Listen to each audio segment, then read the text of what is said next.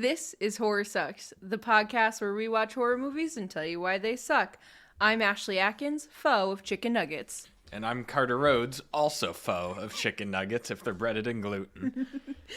This week, we are reviewing Evil Dead Rise, which is a new movie. Just came out, today, actually. Yeah, today. Yeah, that's right. We get advance tickets at Cinemark, but technically it came out today. A lot of places do Thursday tickets, even though the movie comes out on Friday. I don't get that. I don't. If you want to draw a line, draw a line. Right. Why are we doing, like, secret advance?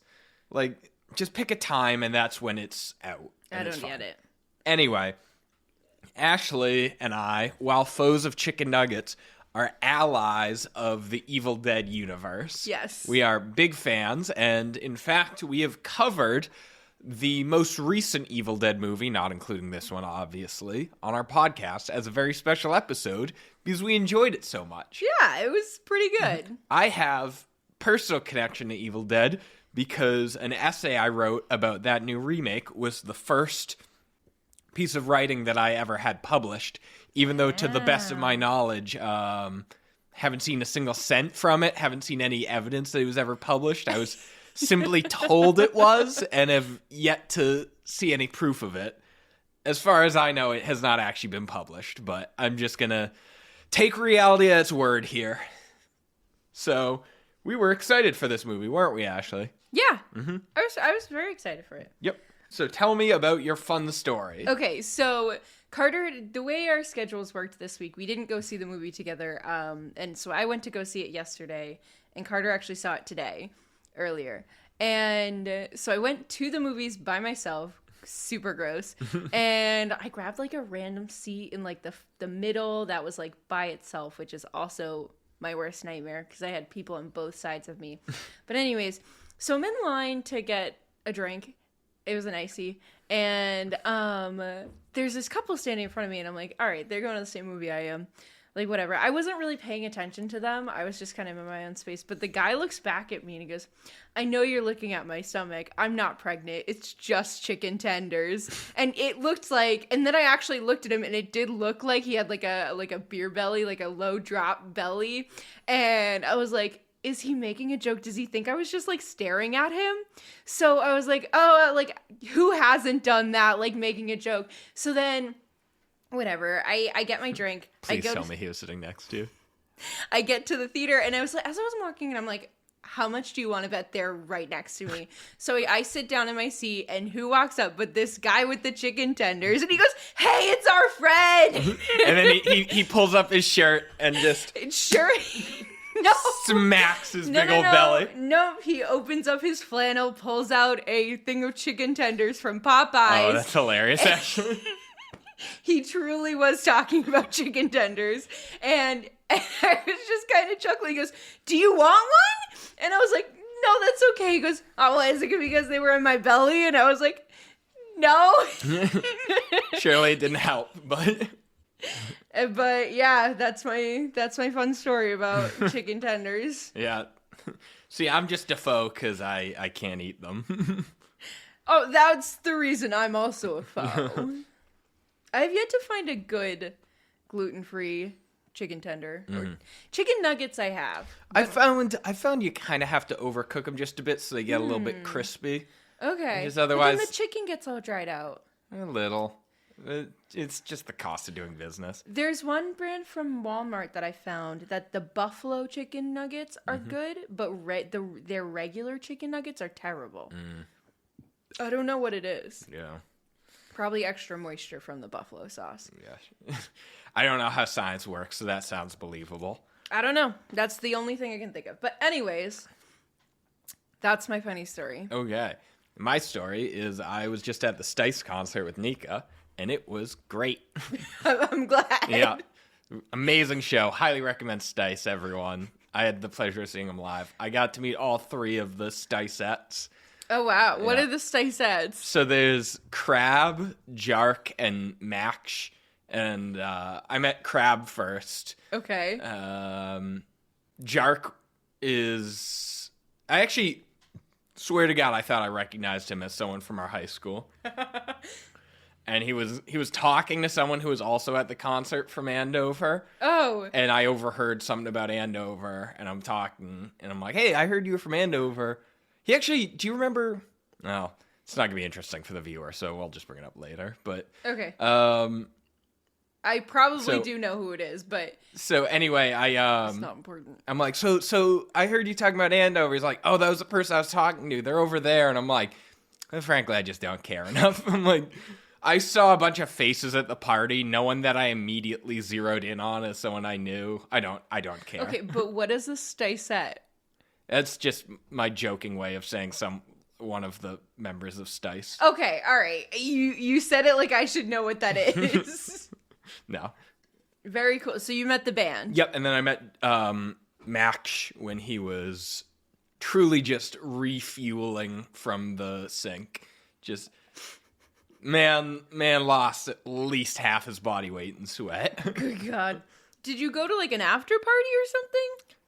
It was this part's actually kind of interesting. Okay. So I went to it's called the Asbestos Farm. It's in Hadley. Okay. It's an underground music thing. Oh, cool. You can't find the address online because apparently if something gets flagged as like a concert venue, there's no set in stone rules, but generally cops tend to hang around it a little bit more, just make their lives a little bit harder.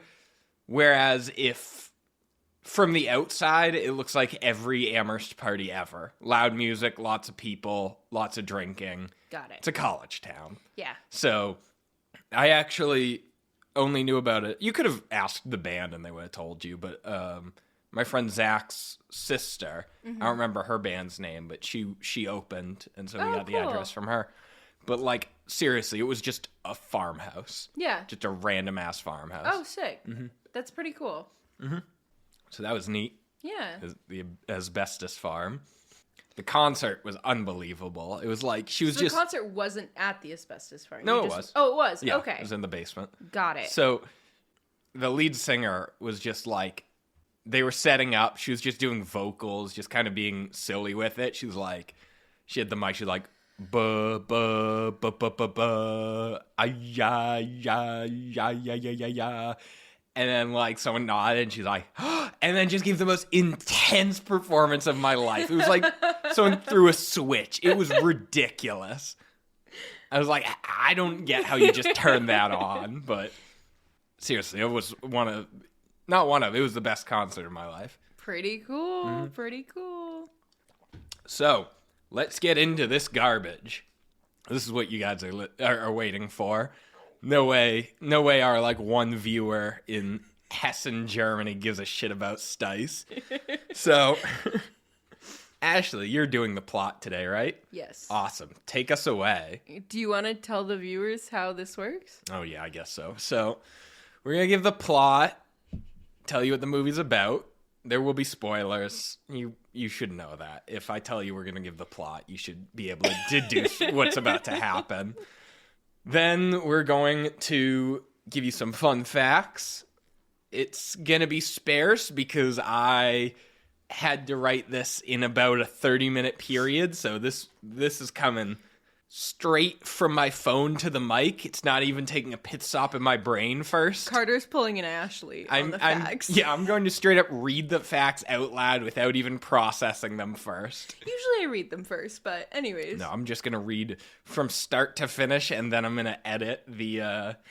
Oh, you're going to edit it? Yeah, no. Someone's going to edit. Doesn't matter. Someone's going to edit it so that I don't know, you said you would. And then, if need be, we're going to just full on take my words and turn it into like a kidnapped ransom note style. Like, I went to see the movie. Anyway, then we're going to tell you what we liked, didn't like, and found scary about the movie. Give you the quote of the day, some overall thoughts, and our rating. Generally, we have no idea what the other's rating it, either on a scale or as a numerical value. We usually take it as we can. I don't think we've ever had like a truly comical split. Not in a while. We did it first. Did we? What was the like? I wonder what our biggest split I don't was. remember what it was, but I think I gave something an 8 and you gave it a 2. That sounds about right. So, why don't you take us away with the plot while I munch on some chicken tenders that I'm hiding under my shirt? And you're not sharing? You're a foe of chicken fingers. What do you want from me? All right, so the movie starts off pretty suddenly with a cold open where 3 friends are vacationing in a lakeside cabin. One girl is reading by the lake while the other girl's boyfriend is flying a drone in her face and she's taking a nap. The friend goes to check on the friend napping and she wakes up. They mention offhandedly that like she's not feeling well and they gave her some stuff to help her sleep. Yeah. She wakes up and she is possessed and attacks her friend and the boyfriend. And then just kind of flash over to one day earlier where Beth is our main character. She works in the music industry. As a guitar technician, it's explicitly stated. More than once. So she finds out she's pregnant, so she goes to visit her sister who has 3 kids. 3 kids and no husband. Yes, she's going through a lot because There's nothing wrong with being a single mom. It's just that she had moments before the movie began gotten left. That's why I make fun of her. Yeah. Her husband had like just left her like maybe a month ago. They say he didn't even meet anyone. He just full on left her. Look, if you leave your spouse for no reason, have the courtesy to say you met someone. It's just like it's just the nice thing to do. He didn't even take his stuff. Otherwise, the implication is alone is better than with you garbage person. His idea of child support is alimony and not seeing his children. I forget what the quote was. Yeah. But it's clearly written by someone who never paid or received child support. Yeah. So Beth goes to visit Ellie and her children. They live in this really old building in this apartment. And they're also getting kicked out of their apartment. So let's just review the bad stuff. The dad left. And now the building is getting condemned. So they have to move. And they don't have an apartment. They don't have a place to go to. And now the sister showed up. And that's another mouth to feed. And she's pregnant.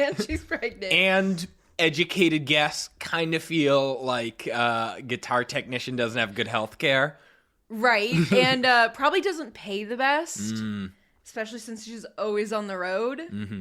So yeah, the kids think she's super cool Aunt Beth. Plus it's LA. That housing cost is insane. Yeah. So right off the bat is horror, and there's nothing supernatural.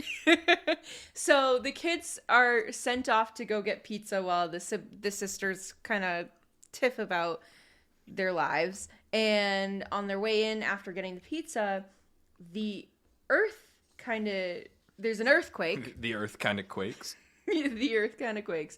There's an earthquake that causes a crack in the parking garage.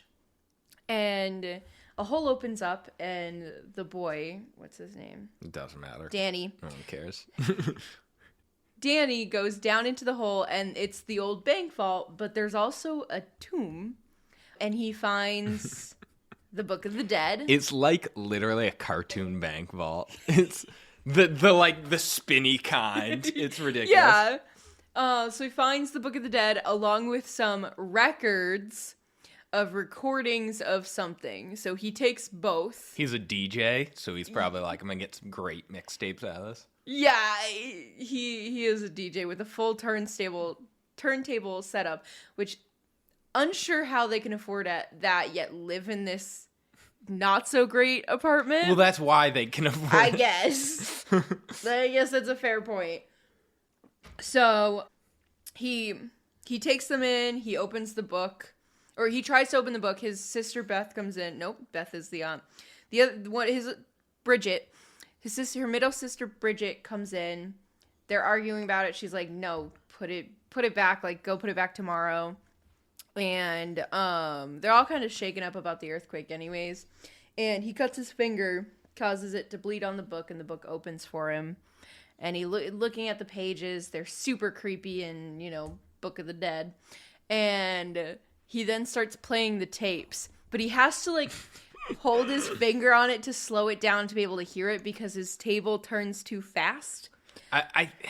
Yeah, so he's, essentially manually spinning the record. Right. It's stupid. But he had to turn on the thing. He, literally is forcing it to go slower, but also has to manually be turning it. It's wild.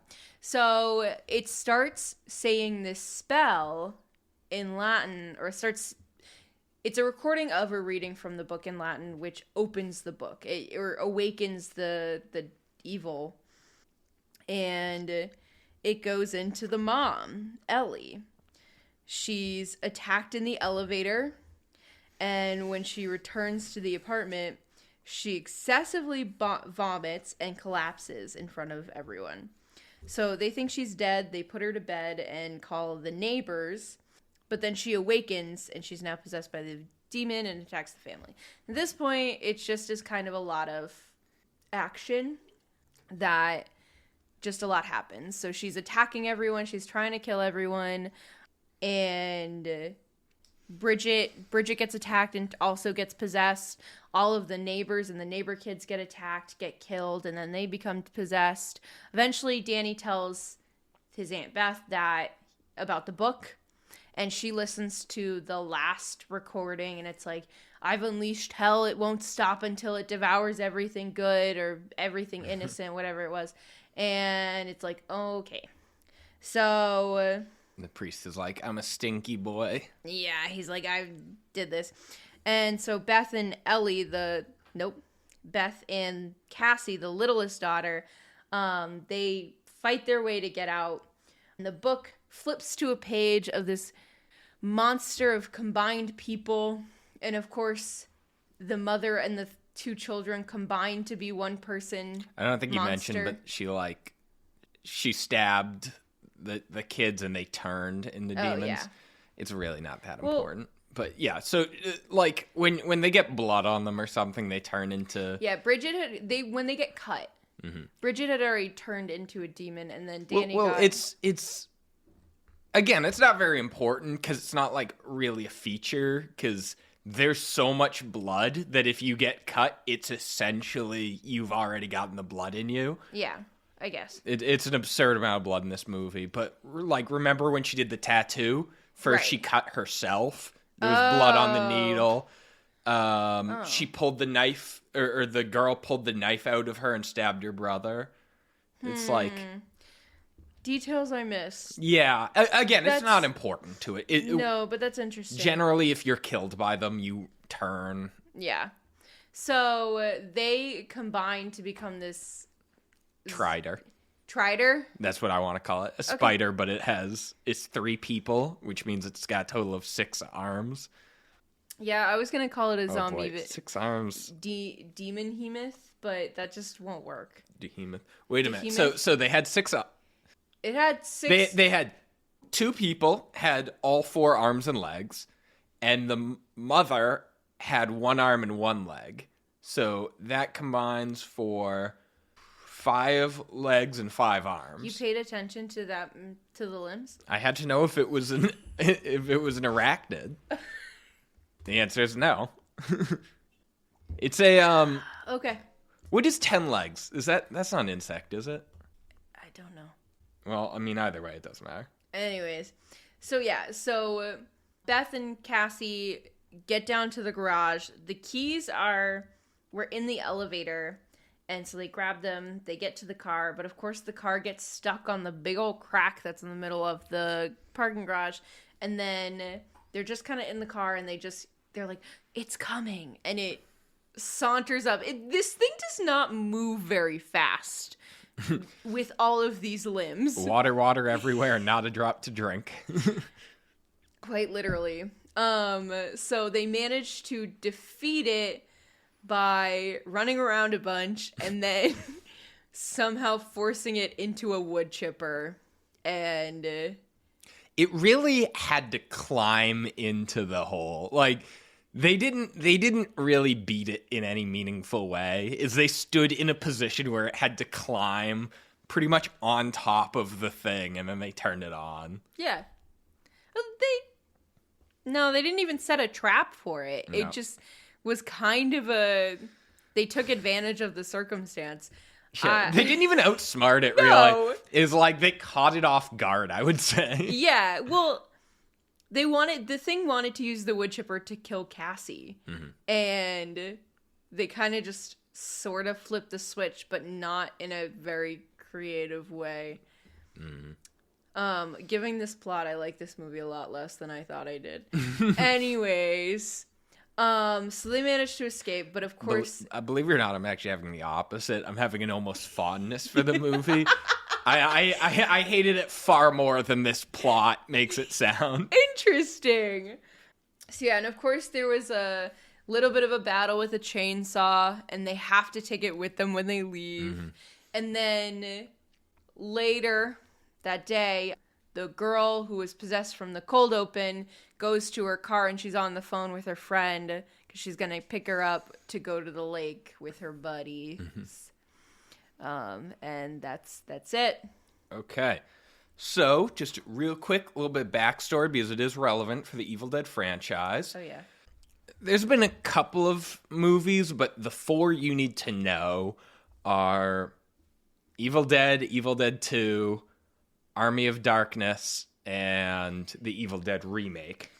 The first three, Evil Dead 2, and Army of Darkness, were all created by Sam Raimi and Bruce Campbell. You probably know Bruce Campbell from being the cool guy voice in every movie. And you know Sam Raimi from probably the Spider-Man movies with Tobey Maguire. Those were his most famous, but he also did the most recent Doctor Strange movie. Oh, and Bruce Campbell was the guy selling the pizza balls in that movie who started punching himself in the face. So it's important to note that Bruce Campbell and Sam Raimi were high school buddies, and they funded it with them and their families, and pretty much made it with a dirt cheap budget, and that meant they were super creative with how they did things. And the Evil Dead, Stephen King wrote a rave review about it, about how clever it is. And Stephen King has terrible taste, but he's correct in this instance. But they didn't have the money for what do you call that? Not a pan, but when the camera moves. Well, that. Oh, that's yeah, nice. but not that's. Oh, not, a dolly. Yeah, they didn't have money for a dolly, so what they would do is they wanted to capture a demon moving around the landscape. They screwed their camera onto a 2x4, had one person grab one, the other person grab the other end, and they just sprinted through the woods as fast as they can, making it zoom around. They invented a water cam, which was just basically they mounted it onto a canoe and would film it right at the surface of the water. And my personal favorite, they called this the Ramo cam. Keep in mind, this is in the film era where cameras were much more delicate. If you broke a camera, you not only broke the camera, you fucked up everything that you had recorded up until that point on that camera. So they mounted it just out of sight. They built this wedge so that when you swung it at a window, the camera wouldn't hit the glass, but it could shatter the glass. And with that, with what must have been a $20 budget, and this is in the 80s, they made it so the camera could just burst through the window. And really, it kind of changed horror. Yeah. It made it such that horror didn't need to be very serious and professional at all times. It could be a little cheeky, it could be clever, it could be funny, and still be good and scary. Right. And so that was Evil Dead. Evil Dead 2, they essentially they just remade it with more money. I'm not gonna bother talking about that or Army of Darkness, which fun movie, love it, just not very relevant. One day we will do Army of Darkness. The concept is the main character, Ash, gets sent back in time to medieval times. Again, AKA it's a blast. Medieval Dead. Love the movie. Anyway, so the Evil Dead remake, despite being pretty poorly received, in my opinion at least, it's the opinion of this podcast, that it was a really good blend of modern horror, which takes itself maybe a little too seriously, and the Evil Dead classic franchise where it's like they film a scene upside down and then the characters walk under the camera and the camera inverts so everything's back to normal. It was very creative. I loved it. And I lost my train of thought. What was I saying? You were talking about all the movies. We reached the end. Yeah. So that's pretty much all you need to know about the franchise, other than the iconic parts of the franchise are that it's a cabin in the woods. There's a book which brings this demon to life, and the main horror comes from that demon possessing someone and it spreading to other people. Sometimes the spreading isn't the horror, but it can happen. Just the horror is the demon. So, you guys just got a crash course in the Evil Dead franchise. I am going to read you some quick facts off the Wikipedia page about the development of this movie. Don't go to Wikipedia, go to IMDb. No, well, this is important. About the development of this movie. So, Fede Alvarez, who directed the remake, said that at the South by Southwest premiere that his remake would be getting a sequel, and Sam Raimi confirmed that he was going to write Evil Dead 4 with his brother, which was going to be a sequel to Army of Darkness. And then in 2013, Bruce Campbell and Fede Alvarez said that their plan was for Alvarez's Evil Dead 2 and Raimi's Army of Darkness 2 to be followed by a seventh film, which would merge the narratives. Campbell confirmed he would reprise his role in Army of Darkness 2. Alvarez said he would serve as director for Army of Darkness 2. Then by November, Bruce Campbell said he kind of doubted it was going to happen. That was November of 2013. In September of 2017, Campbell stated that he believed that the only successful future for the franchise was for Ash versus the Evil Dead on Starz. That's really the summary of the franchise, is about 4 years of good vibes, and then, yeah, we're going to keep it real. I don't think this is happening.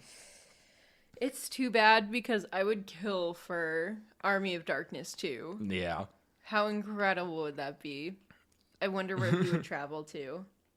So, the possibilities are film was originally meant to be an HBO Max exclusive, but it performed so strongly during test screenings that they released it theatrically. Okay. Director Lee Cronin stated that 1,720 gallons of fake blood were used for the movie. That's a lot. I don't remember what they used in the previous movie, but it was a lot. Do you mind looking that up for me? Yes, I remember we talked about that quote, that fact. Mm-hmm. 70,000 gallons. So how much is it? 70,000 gallons. That seems high, but this is 1,700 gallons in this movie. Did I read that right? Am I You wrong? did, yeah, you did. Okay. I'm still not sure I believe it, but they used 70,000 gallons of fake blood in the remake and 1,720 in Evil Dead Rise. You know, actually, I think that makes sense though, because they made like it rain in a field. I remember like we had a whole conversation. I know we talked about. I just can't remember if you misspoke and said 700,000, and that was where I was confused. I did misspoke Okay. and say that, but Okay. but also still 70,000 is a lot, especially since this movie I felt like used a lot of blood, but it did not use nearly as much as the 2013 did. Mm-hmm. It rained. So, what if I told you there was a Bruce Campbell cameo in this movie? Can you guess where it was? Was it in one of the pictures? Nope. I don't know. Okay. In the first of the records that Danny listens to, a character announces that they found the Book of the Dead, and with the permission of the church, they'd like to translate it. And you can hear, there's a crowd there, you can hear them get restless, and someone shouts, destroy it! It's called the Book of the Dead for a reason! I remember hearing that. That was Bruce Campbell. Interesting. We missed Bruce-o-thon. Yeah, we did. At the... So, the pizza place that the kids get pizza from is called Henrietta's Pizza, which is a reference to one of the main characters in Evil Dead 2.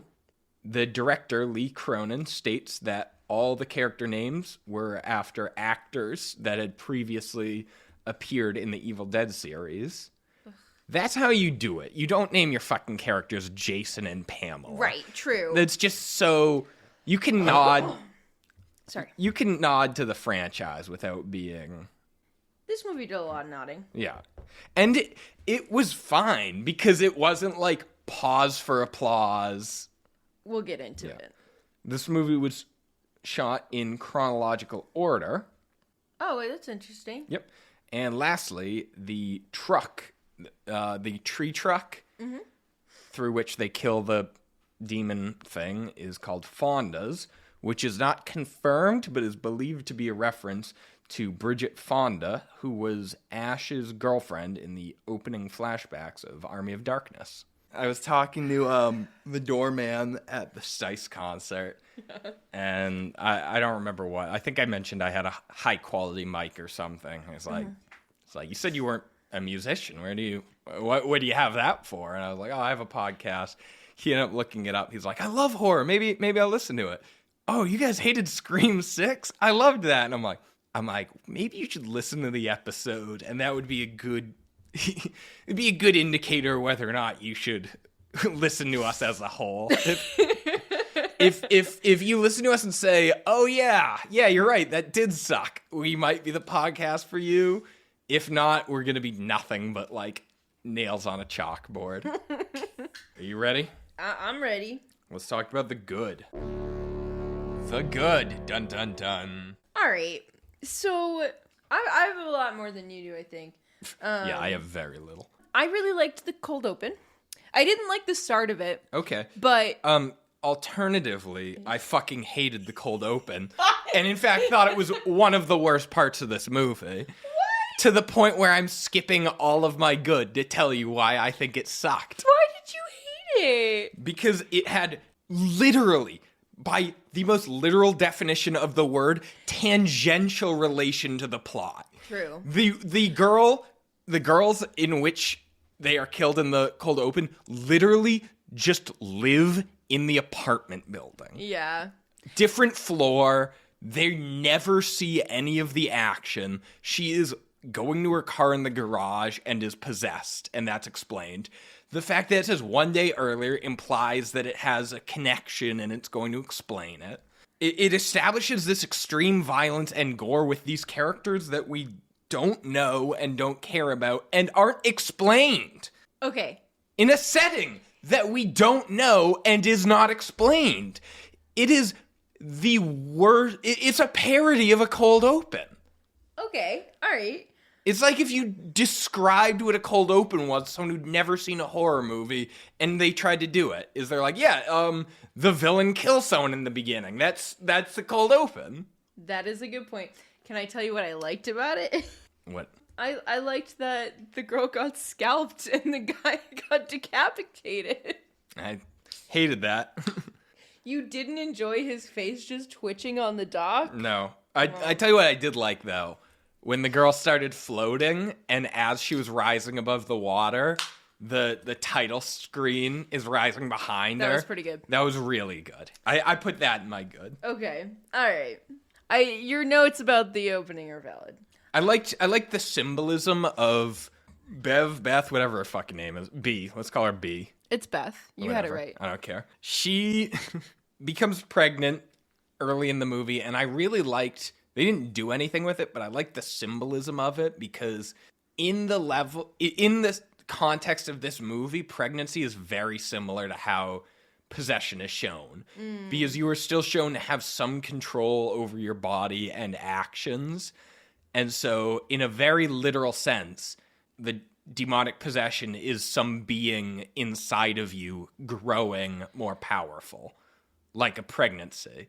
Yeah. And I liked, there was some other lines, like at one point the demon called the kids titty-sucking parasites, Yeah. which, while silly, was a reference to, nursing Right. and motherhood. And in another scene, the woman is dyeing her hair red. She has a big towel on her hair and it's stained red. And her sister calls her a tampon. It's just another reference to, like, childbirth. I liked that. Again, it built to nothing, but... Right. One of the things I liked about this movie is I thought that there were a lot of interesting camera angles. I don't know if all of them were great, but they definitely were trying. What? I don't know if any of them were. It was, Go ahead. It Sorry. was trying something more than a lot of other movies are doing. I will say there were particularly some bad ones that we can talk about in a bit, but... I don't think any movie like the Evil Dead franchise should be praised for trying new things. Especially since it's established on a platform that's known for breaking ground within camera work. For being extremely creative and clever. You don't get points for trying when you take on the mantle of Evil Dead. I guess that's fair. I guess I was really forgiving to this movie for some reason. Maybe it's because I saw it by myself. Yeah. I did like the pace of the movie. I felt like there really weren't many moments where it dragged, which is my usual complaint. I'll give you that, yeah. I also liked that it didn't really load it with a ton of backstory. It kind of gave just enough to make it sort of compelling, which I know, again, I'm really giving it some softballs here, but I feel like a lot of the times the movies we watch, they're like, we get so much backstory that we're like really bored. Mm-hmm. And I didn't feel that way with this movie. Mm-hmm. So Did you just drag a good to your bad? No, don't worry about it. So I didn't. I decided I was going to bring it up last because it leads into my bad. Okay. One thing I will say I really enjoyed about the cold open, forgot to mention it. Guy kind of terrorizes his girlfriend's best friend with his drone. Just fucking pulls out a pocket beer. I'm like, my hero. Because he just has a pocket beer. In his bathing suit, too. Like, those are not known. Even for guys, those aren't known for pockets. Imagine a women's suit with no pockets. Okay. Ever. You get an occasional pocket. I get zero chance. Okay. You gotta hold your phone in your mouth like a pirate with a knife. Ew. I'd rather hold a knife in my mouth. Like a pirate with a knife. Yep. So one thing I did like, I thought there were a good amount of references to the originals. Mm-hmm. Importantly, like it didn't, like you said earlier, it didn't dwell on them. But like I liked the elevator scene where she gets tied up by the cables. It was referencing when she gets tied up by the trees. Yeah. So there's a recurring scene. We should bring it up. It's a very, it is. In the originals, it's pretty graphic. So in the originals, there's a tree rape scene in which the trees are possessed, and one tree is possessed and rapes a character, and that causes her to become possessed. And the significance of it is like it's the demon entering her. Right. So it's as tasteless as it sounds describing it, especially in the remake, it's not the most, like, awful thing you've ever heard. It's meant to be violating because it's the demon entering her. Right. Taste aside, there's no better way to demonstrate that. Again, it's probably not the most tasteful thing, but symbolically, I see what they're going for. Yeah, so... And they didn't have that, though, with this. It didn't need to be sexual, but it was just showing her being, like, bound with wires, and that was it. It maybe if they wanted to desexualize it, it could have been the wires burrowing under her skin and going into her veins or something. It's just meant to look violating, and they didn't do that.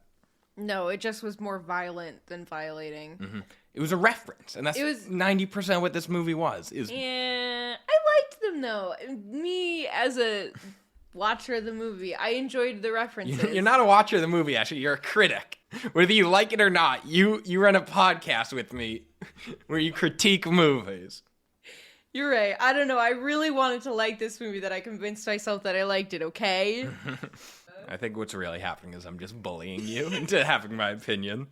That's always what happens. Yeah. You're overly critical while I'm not. What happens is Ashley shares her opinion, and then I tell her what the right opinion is, and then she agrees with me. Until there's a movie I don't like, and you're like, you're wrong, this is a great movie. Yeah. I guess I just have bad taste. Anyways, I don't know. I did like, though, the wood chipper kind of raining blood. That was a good reference to the 2013 movie. Yeah, they did, especially how they shot it, like, from inside the car and it was falling on the windshield. Definitely, that was more of a reference rather than them relying on other movies to give them material. I did appreciate that. I liked the Mega Monster. Mm-hmm. I really did enjoy the spider creature. That was one of the first original ideas this movie had, and it was good. Yeah. I don't know if I found it too, like, scary at all, because it kind of wasn't, but I liked it as a villain. As like the final creature that's attacking them, I thought it was good in that sense. Mm-hmm. There was some stupid humor in this movie that made me chuckle, like Staffney. I liked Staffney. Begrudgingly, I enjoyed Staffney. Staffney is a doll that... The little girl cuts off the head of the doll and puts it on a staff, and she's like, it's gonna protect me from the ghost in the building. Her name's Staffney. The name Staffney really stuck with me. But the other thing that I thought was really funny that I liked, the middle sister, she becomes possessed, and the brother throws a sheet over and ties her up and puts her in bed. But then, I don't know, like seconds later after he says he tied her up, she just kind of starts creeping behind them, untied, but with the sheet still over her, so she looks like a stupid Halloween ghost. With like floral print. Yeah, I liked that.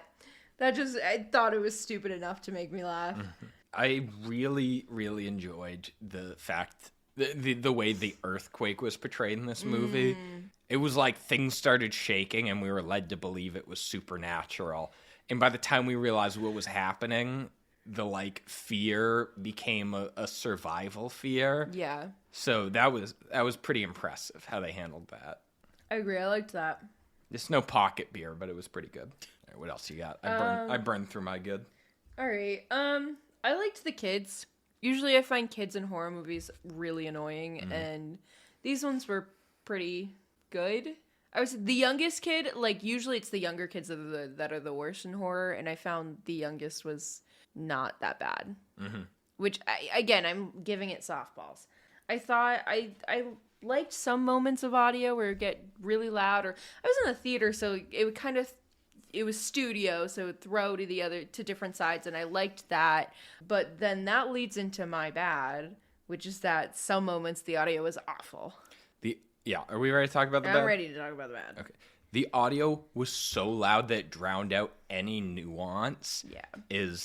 And on top of that, it would just be like, it had two settings. It was that like violin, like, duh, when you're getting ready for a jump scare, and then absolute silence when there's about to be a jump scare. So nothing caught me off guard. No. I was always aware when there was going to be something scary. Me too. I didn't even have to cover my ears because it was so obvious. I was like, all right. Like it was essentially a countdown. Yeah. I was very disappointed. And then also too, but the jump scares themselves, like, were not anything interesting. It was just the audio impact. But because the movie overall is so loud, it defeated its purpose.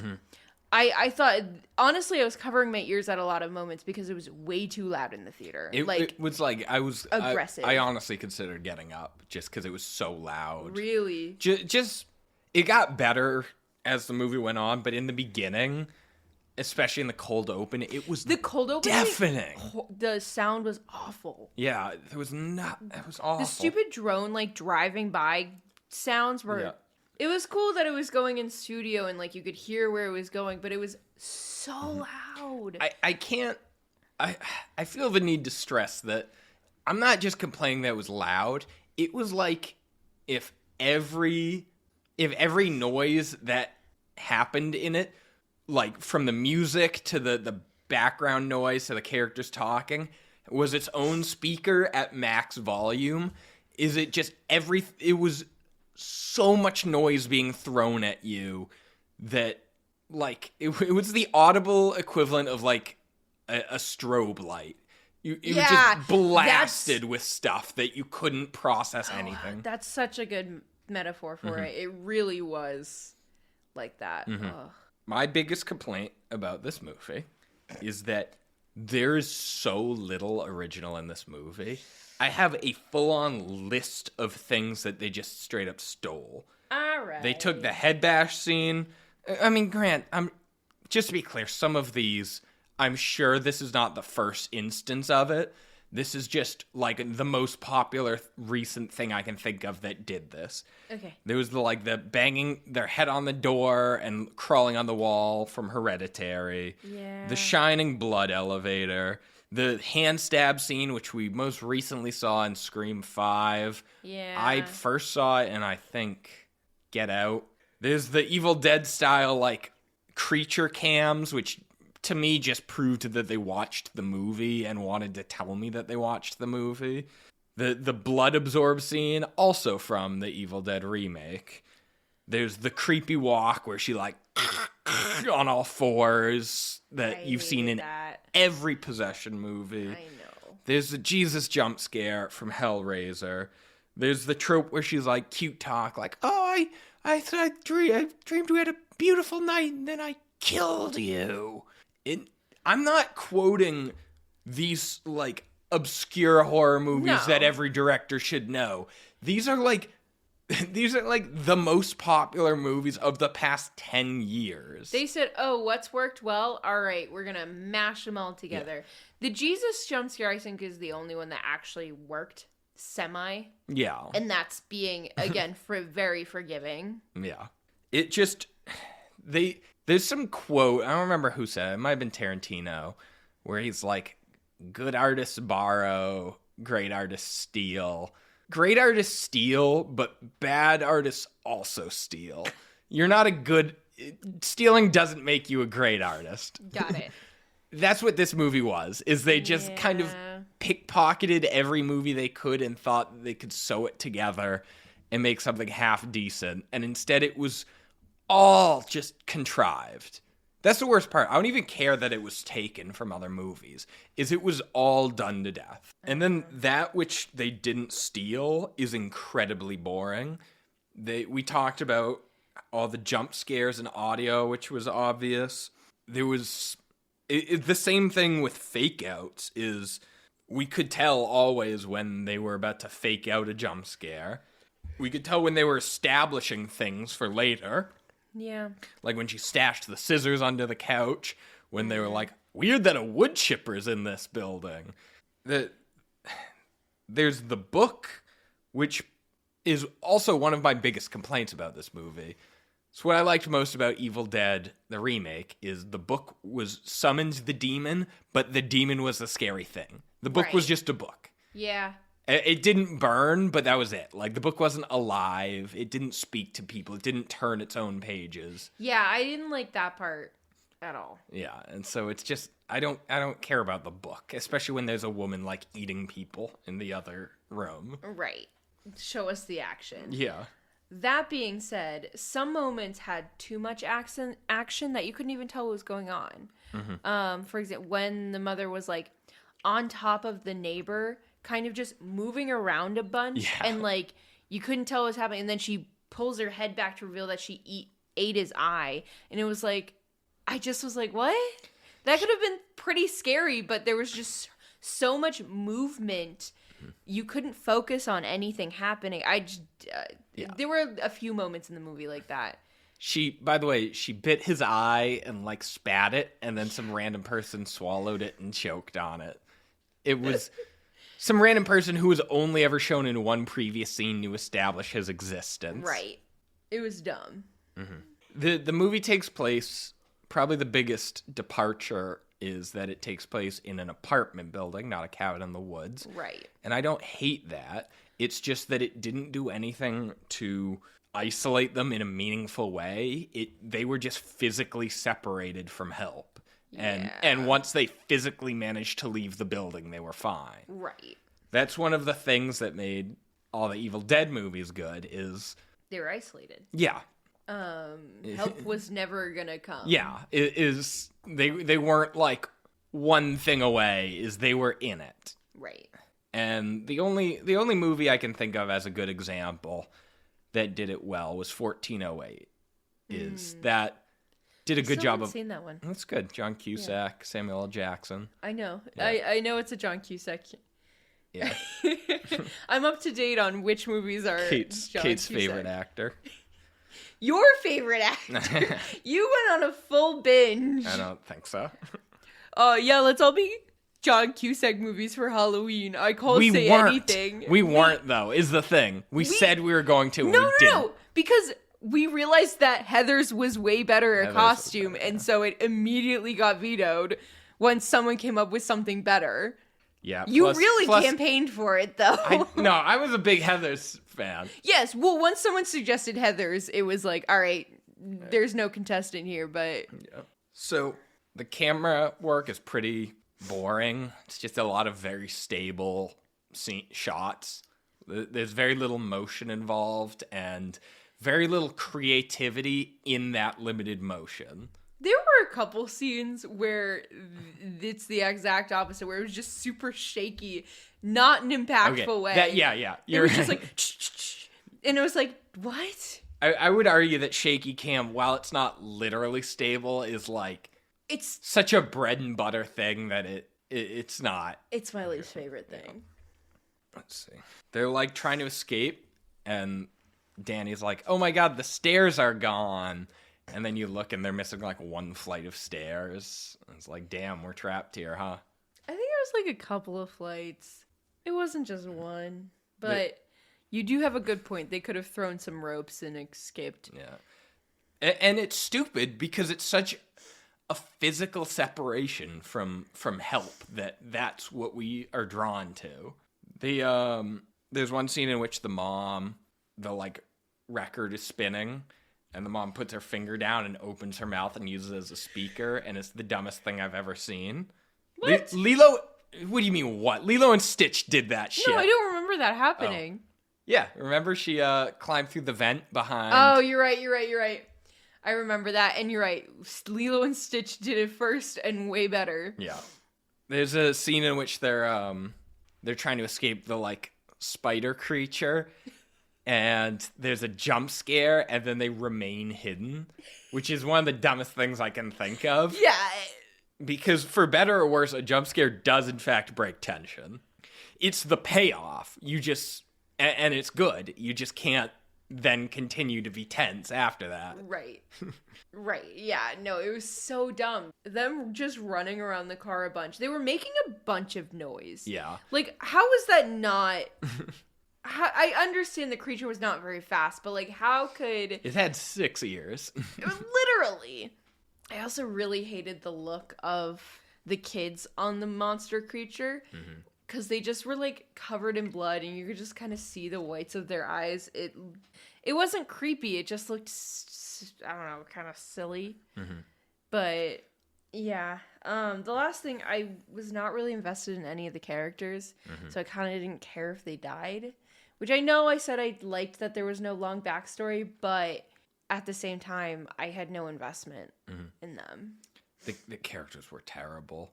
The young girl was stupid and clearly written by someone who didn't know what kids talk like.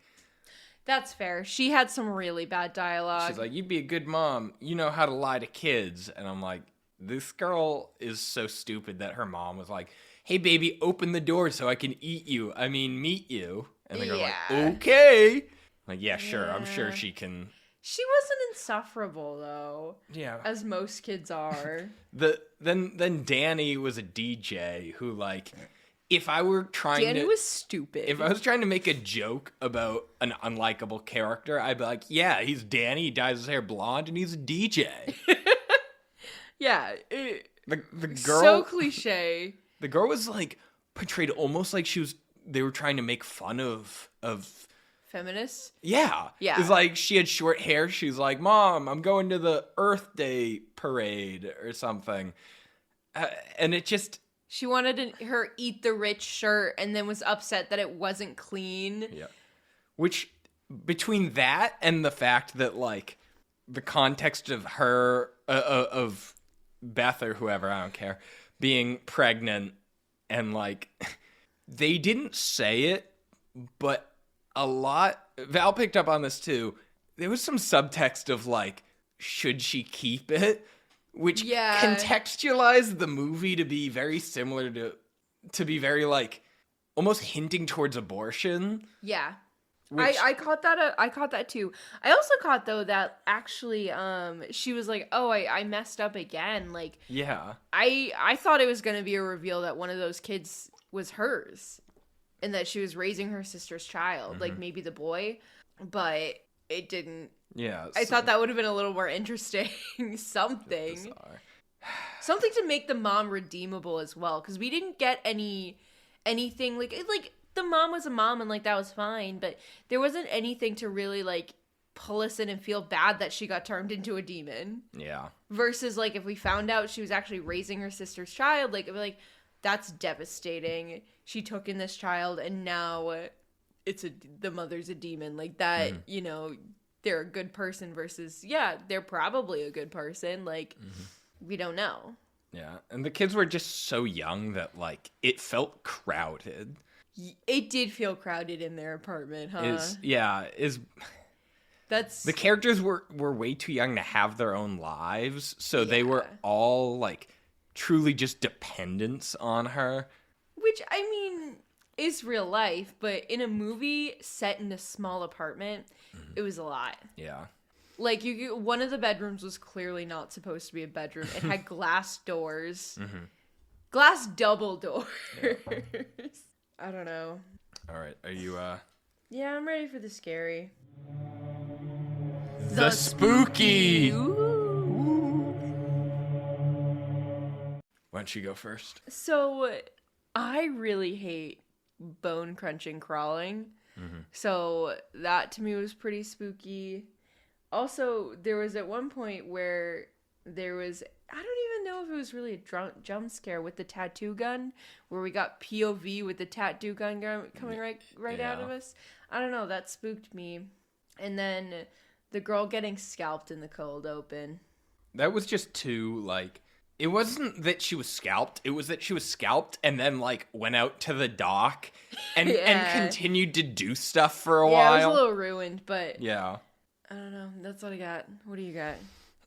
Originally, I liked that they were all saying Dead by Dawn. That was a little creepy, but then I discovered that that's apparently a reference to Evil Dead 2. That was the subtitle of the movie, so...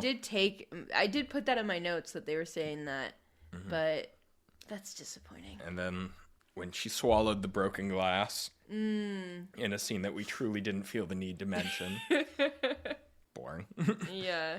She, like, her throat bulged and, like, the skin broke a little bit. It was a decent shot. It was a decent shot, yeah. That was about it. For the Ralph Bones Memorial Line highlight, the quote I picked is, "I hate it when my tummy hurts, too." You chose that over Staphne? Yes. And I would think you, of all people, would agree with me that you, too, hate it when your tummy hurts. That is fair. You're right. As someone who less than a week ago had to wait to come over to record because you were having tummy troubles. Listen, I almost didn't make it to the liquor store today because I was having tummy troubles. So yeah, so you should be on my side here. You're right, but I don't know, Staphne just really is my favorite thing ever. Staphne was my runner-up. That's fair. All right. Honorable mention was these two kids who immediately died. Invited the girl who, honest to God, I don't even think we said the girl's name. I did say it once. It's Bridget. Bridget, yeah. Anyway, they invite her for a movie marathon to watch the Freddy movies. And the kid goes, "Even the shitty ones." And his brother goes, "There are no shitty ones." And I'm like, hell yeah. Dream Warriors, baby! I was laughing at that one. Oh, that reminds us we gotta do our Friday. This summer we should do... We gotta finish the Friday the 13th. This summer we should just do a different back-to-back Friday the 13th movies. We're close, I think. Yeah. No, we're like halfway done. I know. Well, we should just record, Anyways, we'll talk about that after that. I'm not here. Overall, I know when I initially watched it, I liked it, but then I have been persuaded not to. I still don't hate it. I like it a little bit less than I did, and I'm going to change my answer. But all right, hit me with it. My rating? Yeah. Oh, jeez. Well, I originally gave it a 7. What the fuck? I told you I liked it. You gave Coraline like an 8. Yeah, I did. Sheesh. I need to really come up with a scale here, because I just kind of throw numbers. Yeah, you just go off of vibes. I do. I'm going to drop it down to a 4. That's generous, but at least it's reasonable. And it's 4 dead neighbors. All right. Well, I gave it a 2 on the Richter scale. And just to be clear, both of those 2 points are from the horror movie tropes that they stole. Staphne doesn't even give it a half a point. Okay, you know what? It does, but I'm just reallocating points. So 1.5 of those points are from what they stole, and the other half a point is from Staphne. It remains a 2 on the Richter scale. Can we get a Staphne to be our mascot for the podcast? No. All right. Anything else? What are we doing next? I don't know. Oh. We're doing. Oh yeah, the new Ari Aster movie. So I saw a really bad review of it today. Alternatively, this Evil Dead's been receiving pretty solid reviews. Yeah. I don't care what critics have to say. I really don't. Okay. Second, we're going to tell people we're reviewing the new Ari Aster movie, and 5 weeks later, that will come out. We're putting a rush on this because we're trying to ride the coattails of the advertising. I have been seeing some stuff about the new Ari Aster movie. I've seen a few things, but... Nothing quite like this, though. No. Honestly, I was shocked. The first advertisement I saw for it was a week ago, and it came out the same day as this movie. Yeah.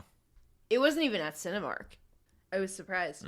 Yeah, I saw the Boston Globe gave it a 1.5 stars review. Out of what, 5? Yeah. Really, truly don't care about the Boston. I know, really but... don't. Movie critics aside, I think the Boston Globe is especially brain dead in their takes. I didn't actually get to read the article. I remember in the 3 years ago, they're like, "Damn, we don't know who to vote for, Ed Markey or Joe Kennedy III," who's like, "But me, it's my turn to be the senator in Mass. I wanna. It's my turn." And they're like, "Don't know who to pick." So, we talked about this on Coraline, which no one will hear before this. Yeah, because this is coming out in like 5 weeks. But we're doing a pirate D&D. Well, it was Savage Worlds, but yesterday I was like, we're going to switch to D&D. And I was talking to a coworker about it, and I was like, Carter's not going to want to do this. Like, it's going to be an argument. Like, it's going to be a whole thing. And then I was like, yeah, let's switch to D&D instead of Savage Worlds. I like the game mechanics better. And you were like, yeah, fine. And I was like, low-key inside, I was like, whoa. You're the dungeon master. True. The number one rule about Dungeons and Dragons doesn't matter if it's in the book, it's what the dungeon master says. That's fair. So if it's easier for you to run, by all means. I'm just rolling dice. It's not okay, good. Not doing a whole lot of thinking on my part. I'm excited though. I don't know how long Pirates is gonna go for because I'm not a huge Pirates fan, but we'll see. What were you hoping for? I was really hoping for the Horror University. Yeah. Or just like a fantasy world that's based in horror. But I figured we could do pirates for a couple months, and We'll see then how it when it goes, fizzles out, we'll pick When- up horror. We'll never fizzle out. We're gonna get the time machine, and I'm going home. Yeah. Are you bringing all your new friends with you? If they want to. I mean, listen, if you get a time machine, it's a whole new game. It's gonna be way more fun. Holly sent me her character, and it is so cool. What is it? She is a trident paladin. It's a sea creature. Oh, That- not bad. Yeah, no, she was like, her and I were texting, and she was like, oh, I think I'm gonna do this. And she goes, wait, there are sea creatures. I can do that right. And I was like, heck yeah, you can do that. She was like, and I'm gonna be paladin. And I was like, paladin is right now is one of my favorites. They're dope. So I'm very excited. Yeah.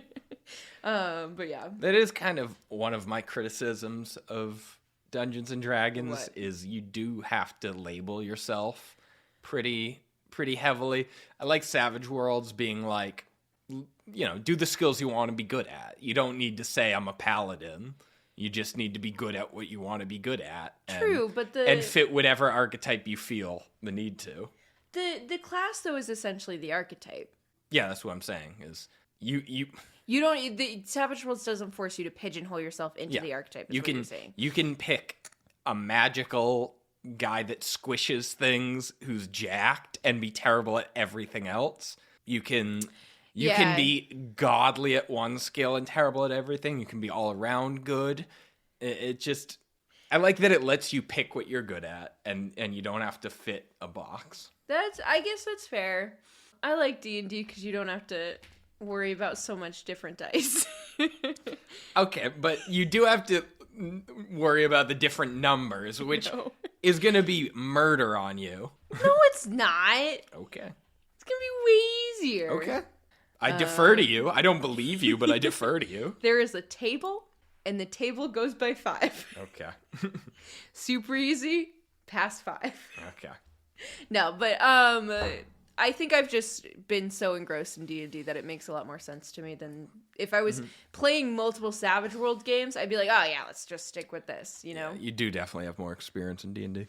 Anyways. So, yeah, we're done with... Yeah, I'm Evil gonna Dead cut all Rises. of that. I think people care about Dungeons and Dragons. I'm sure they care more about it than whatever this trash is. I want to see the new movie. With the Ari Aster one? No, the Dungeons and Dragons movie. I do actually. That did look good. Yeah, I've heard really good things about it. I seems like it doesn't take itself too seriously, which is my favorite kind of Dungeons and Dragons. Oh yeah, this Dungeons and Dragons campaign will be a joke. Yeah. All of my Dungeons and Dragons characters all end up the same, which is like 7 feet tall, max strength, max fighting. Why am I not surprised considering your Savage World character was literally this? It's like if you said, where do you want to eat more than anywhere else in the world? I'd be like, easy, Cafe Azteca. Why would I want to eat anywhere else? Is like, Carter, you can create any character you want. I'm like, great, I want to create the character that squishes things.